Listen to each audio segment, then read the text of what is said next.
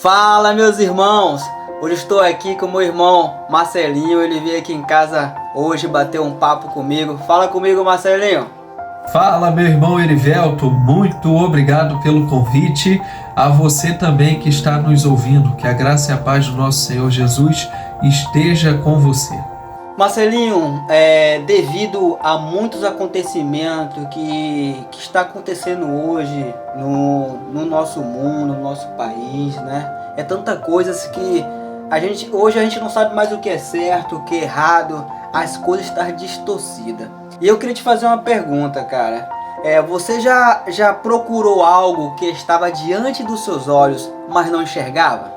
Já, com certeza, meu amigo, e com certeza quem está em casa nos assistindo também, né? Um óculos que por muito tempo estava na cabeça, não mais sentindo ele, a gente procurou pela casa, ou uma chave pendurada pelo pescoço, né? Ou até mesmo um celular em mãos. Ah, que legal, cara. E muitas vezes a gente coloca algo na nossa cabeça ou no nosso corpo, a gente acaba esquecendo, né? Acaba esquecendo que a gente tá com posse daquilo, né? E eu queria que você falasse mais sobre essas coisas, sobre as coisas que a gente acaba esquecendo que Deus faz na nossa vida e a gente às vezes esquece. Uma boa pergunta. Nessa reflexão de termos posse de algo que nós não estamos vendo, embora já tenhamos ali, né, com toda certeza, nos faz lembrar de uma história épica, lendária demais, lá com o profeta Eliseu. Sabia, Erivelto? Não. Ele estava lá com um jovem moço diante de uma batalha. Os arameus estavam para tomar o território de Israel. A Síria, né, ali estava oprimindo o povo de Israel, e aquele jovem despertou de manhã cedo, com muito medo, e ele temeu o exército. Algumas versões dizem que ele até tremeu, mas Eliseu estava bem tranquilo. Então, diante da circunstância, a gente tem que ter a calma, porque por mais que a gente fique desesperado, Deus está no controle, Deus está conosco. Essa é a posse que nós temos, essa certeza, essa fé, que Deus está conosco, Ele está nos protegendo e Ele quer o nosso bem de acordo com o seu propósito. E eu queria fazer uma pergunta para vocês aí, eu queria que vocês respondessem aí nos comentários. Seus olhos espirituais estão fechados ou abertos? Comente aí. Marcelinho, eu queria fazer outra pergunta para você. O que você tem visto na sua vida? A presença de Deus ou os problemas? A presença de Deus, Erivelto, com toda certeza, porque os problemas todos têm, né? São inevitáveis. A vida é assim, cheia de desafios, porém temos que ter a certeza de que a nossa paz vem de Deus, e é justamente essa paz que fazia o profeta Eliseu ficar tranquilo diante da situação. Marcelinho, a nossa luta não é contra as pessoas, mas é contra os poderes e autoridades espirituais. Perfeita colocação. Em Efésios capítulo 6, versículo 12, afirma, né, que a nossa luta não é contra carne nem sangue, mas contra os poderes malignos nas regiões celestiais, né? E voltando ao nosso texto de Eliseu e o seu moço ali, o seu servo, seu jovem aprendiz na fé, na escola dos profetas, Eliseu ora por ele e ele desperta para uma realidade muito maior do que a natural, que é a realidade sobrenatural, a realidade espiritual. E então ele enxerga o cuidado de Deus ao seu redor. Enquanto o jovem moço estava olhando a carruagem do exército inimigo, Eliseu estava cercado de anjos, carruagens, cavalos de fogo e um exército muito numeroso. E nós sabemos que basta apenas um anjo de Deus contra todos os inimigos de nossas almas. Mas Eliseu estava cercado. Amém, amém. Então, o que a gente pode aprender é que não devemos enxergar só os problemas, mas também devemos também enxergar a bênçãos e proteção de Deus. Amém, é isso mesmo, meu irmão Erivelto. Outro detalhe também é que esse cuidado chega através de pessoas, né? Eliseu teve que orar pela vida do seu servo, do seu aprendiz ali, para que ele pudesse enxergar, né? E eu deixo uma reflexão assim: será que você tem alguém assim na sua vida? Será que você é esse alguém na vida de outra pessoa? Eu queria fazer outra pergunta para você. Você acredita que Deus realmente cuida de você em meio à sua luta, ou você só vê o que os seus olhos naturais mostram? Não, é claro que a gente pode, hora ou outra, ficar um pouquinho ansioso ou desconfortável com a situação, mas nós temos que crer que todas as coisas cooperam para o bem daqueles que amam a Deus e foram chamados de acordo com o seu propósito. Então, se tudo não cooperou para o bem, é porque não chegou ao fim. Tenha fé, descanse, e assim eu tenho aprendido a descansar, a continuar crendo e confiando que Deus está no controle. Assim como Eliseu, né? Que ele não desesperou, né? Porque ele tinha consciência que Deus estava no controle de tudo. Exatamente, estamos diante aí de um profeta que viveu grandes milagres, né?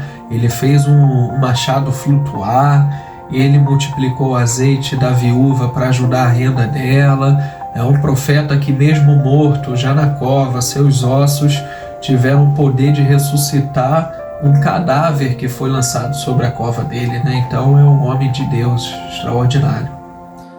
Então Eliseu estava cheio do Espírito Santo ali, né? Que ele até orou, né? Senhor, abra os olhos deles para que eles possam também enxergar. E os moços ali, ele enxergou os cavalos e os carros de fogo, né? Isso, e detalhe, em seguida ele orou pelo exército inimigo para que Deus os ferisse com cegueira, ou seja, para que os inimigos fossem confundidos, e assim o povo de Deus teve vitória e a guerra cessou. E como se não bastasse, Deus deu livramento para ambos os povos, não teve derramamento de sangue, e o povo inimigo, os arameus, ainda foram cuidados pelos israelitas. Pra tu ver, né? Muitas vezes a diferença, né, entre o desespero, ele está nos nossos olhos espiritual, na nossa visão espiritual de enxergar o mover de Deus. Exatamente, meu irmão Erivelto. É como se a gente colocasse um óculos sujo ou tivesse com a viseira do capacete embaçada, né? Ou o vidro do carro, e a gente não enxergasse bem o que está lá fora. Uma pergunta para vocês: será que você tem alguém na sua vida assim como Eliseu, que intercede por você sozinho ali no seu quarto, intercedendo pela sua vida? Comente aqui. Marcelinho, eu queria fazer a última pergunta aqui para você. O que domina o seu coração? O medo ou sua fé? A fé, com toda certeza. Tem um versículo até que eu gosto muito, porque afirma que no amor de Deus não existe medo, né? Ou o amor perfeito, que é o amor de Deus, lança fora todo o medo. Então nós somos convidados por Deus todos os dias a sair da zona do medo, sair da zona do desespero e entrar, né, na paz do Senhor. Como diz o próprio Salmo 91, versículo 1, né? Aquele que descansa na sombra do Onipotente, aquele que se esconde, aquele que está no esconderijo do Altíssimo, a sombra do Onipotente descansará. Então, saiba, tenha certeza que se você está no esconderijo do Altíssimo, está na presença de Deus, à sombra dele você também vai descansar. E isso é para as suas finanças, para as suas emoções, para os seus pensamentos, a sua vida por completo. Isso aí, Marcelinho. Como você falou lá que o Eliseu, ele orou, né, para que Deus confundisse os inimigos, isso nos mostra que a fé é a autoridade. Exatamente. Não existe fé sem autoridade. Jesus concedeu aos discípulos, né, e nos deixou também por herança autoridade sobre doença e sobre o pecado, sobre a morte que ele venceu, né? E sobre os demônios. Então nós temos autoridade para fazer grandes obras de acordo com a sua vontade. Isso é importante. Porque quando a gente despertamos espiritualmente, né, recebemos de Deus autoridade, né, sabedoria e visão, né, diferente para lidar com as lutas diárias das nossas vidas. Perfeitamente. E não é uma autoridade que nos deixa arrogantes, vaidosos, né, orgulhosos, ou que nos coloque ali na posição de tomar a glória para nós. Pelo contrário, a glória é de Deus, o feito é do Senhor. Então o louvor é a Ele para todo sempre, né? Porque essa autoridade ela vai produzir em nós humildade, né? Foi isso que nós vimos em Jesus. E é isso também que nós vimos nessa passagem. O profeta, ele ordena que os israelitas sirvam com alimento, bebida e descanso os arameus. Então nós aprendemos que a autoridade é humildade. Isso aí, Marcelinho, isso aí foi muito bom te receber aqui em casa hoje pra gente bater esse papo, né? E obrigado, irmão, obrigada por vir me visitar, obrigada para fazer parte da minha vida, você é bênção, né? Eu sempre falo, né, que você é um exemplo de vida para minha vida e quero estar sempre caminhando junto com você. Amém. Eu que agradeço a oportunidade, o seu carinho, abrir a sua casa, um pouco do seu coração, compartilhar da vida e caminhar juntos, que você é bênção e me ensina muito também. Que Deus te abençoe. Tamo junto, meus irmãos. Segue aí, tá? Se hoje essa palavra tocou o seu coração, comente aí, né?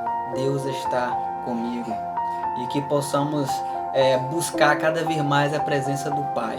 Porque sem Ele não somos ninguém. É Ele que nos capacita, é Ele que nos dá sabedoria para lidar com as coisas e por mais que a gente passe por dificuldade, Ele vai estar sempre conosco, tá bom?